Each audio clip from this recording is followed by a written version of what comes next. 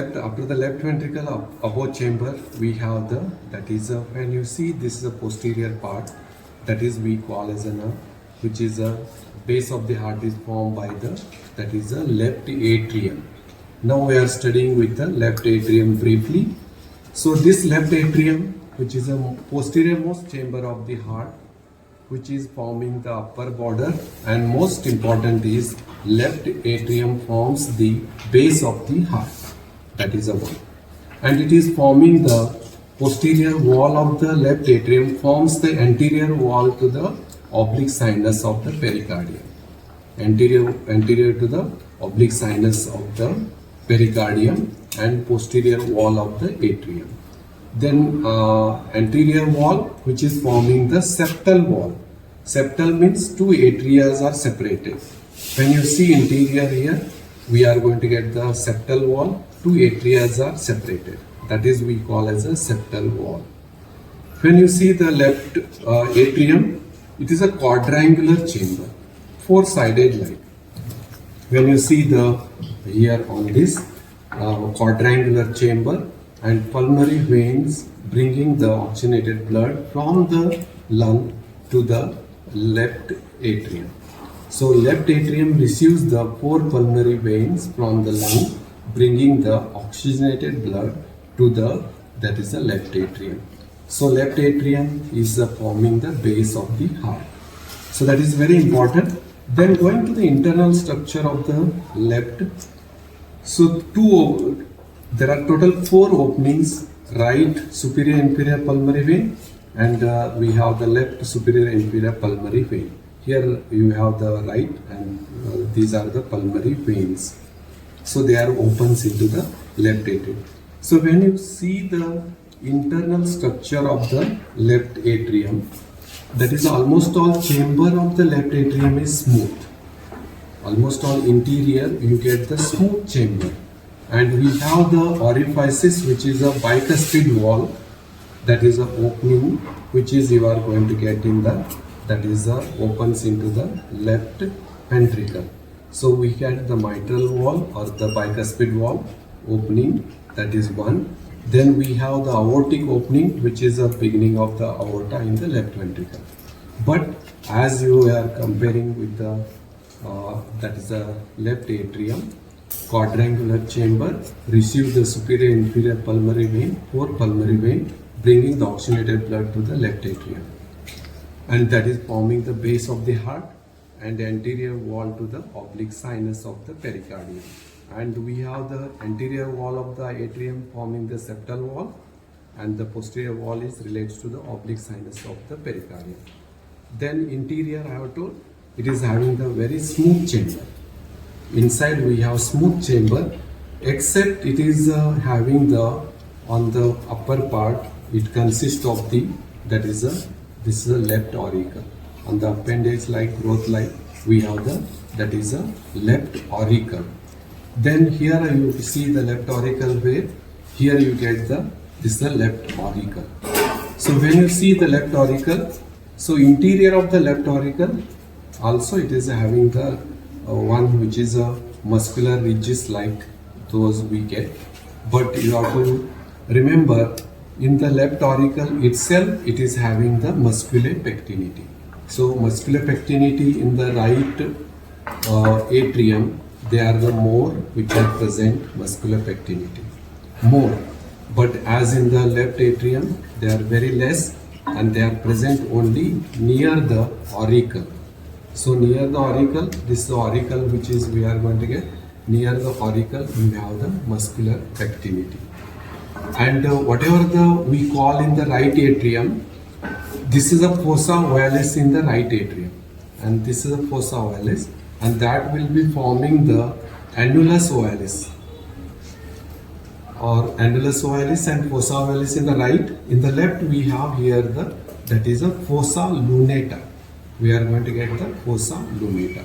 So this is a fossa lunata in the left atrium, and same part which is in the right atrium, it is forming the fossa ovalis and annulus ovalis.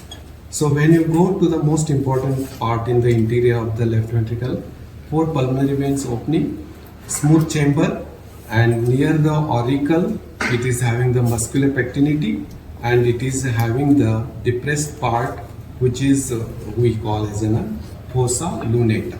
So that is you have to remember in the fossa lunata. So difference, how you are going to differentiate the that is you get in the right atrium and left atrium. So right atrium, you are going to get the maximum interior. We have the, when you get the quadrangular chamber, we are elongated chamber we get in the right atrium. Then left atrium is a quadrangular chamber. Here right atrium receives the openings of the superior vena cava, inferior vena cava, making the shallow groove, that is sulcus terminalis. Then auricle is present on the upper part of that. This is the right auricle. When you go to the left atrium, this is a quadrangular, and the left auricle also situated here. Left auricle, this is a part which is we get as a left auricle. Interior of left auricle, we have the muscular pectinity. Inside this you have the muscle like which is structure. You get those are we call as a muscular pectinity. Okay. Then I have told 4 pulmonary veins opening here in the left atrium, and right atrium receive the superior vena cava and inferior vena cava. Then as you get the right atrium, fossa ovalis, annulus ovalis. In the left we are going to get the fossa lunata. Okay. Vena cava minimis are present in the right atrium, and they are absent or not less in absent in the left atrium. Okay.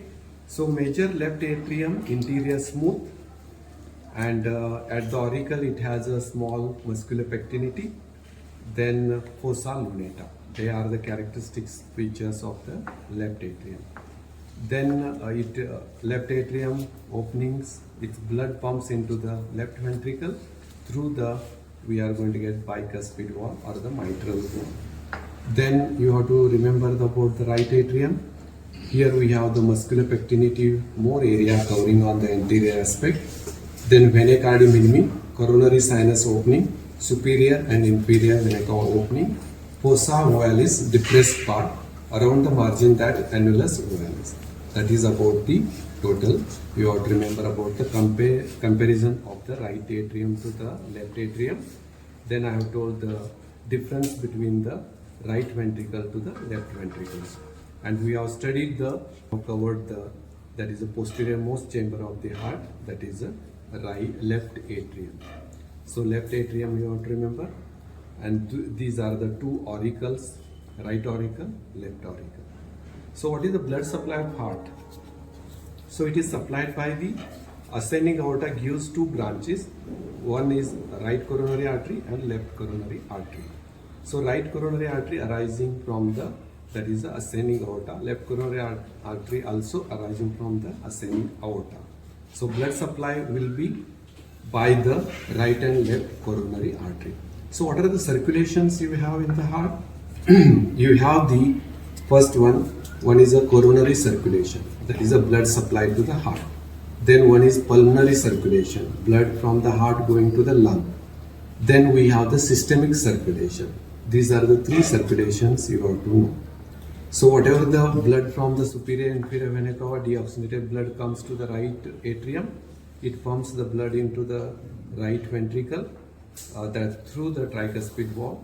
Right ventricle pumps the blood into a pulmonary trunk, going to the pulmonary arteries to the lung. Then 4 pulmonary veins bringing the oxygenated blood to the left atrium. Left atrium pumps into the left ventricle. Left ventricle, it is entering through, passing through the mitral wall, and it pumps the blood to the aorta, and that is the systemic circulation. Circulation in the heart, systemic circulation, we have the pulmonary circulation and coronary circulation. So these all you have to remember in the heart. Clinical anatomy, when you get the one's area of the chest region, how it is situated in the chest region, that is in the chest, that is the area covering the chest region we call as the area of the heart covered by the chest, that is the precordium. Then we are going to have the one that is a inflammation of the pericardium, pericarditis. Second one, inflammation of myocardium of the heart, myocarditis. Inflammation of interior lining of the heart, endocarditis. Increased heart rate, that is we call tachycardia. Decreased heart rate, that is a bradycardia. Apex beat you can palpate on the fifth intercostal space, 9 cm from the sternal margin. That is the fifth intercostal space. Apex beat you can palpate. Then you are going to get that is a angina pectoris. There is a transient loss of blood supply to the heart. That is a transient, small, due to the less blood flow through the coronary artery. That is we call angina pectoris. Pain in the pectoral region due to the loss of or the transient loss of blood supply to the heart. That is angina pectoris. Myocardial infarction, that is a total loss of the blood supply to the heart, leads into the death of the tissue. That is the death of tissue of the heart muscle is known as a myocardial infarction. Then lastly, you have to remember that is the heart transplant. Okay, that is also you have to know about the heart transplant. Also you have to know angiography, angioplasty, all those things are related to the heart. So this is the applied anatomy of the heart. Okay, this is all about the relating about the heart.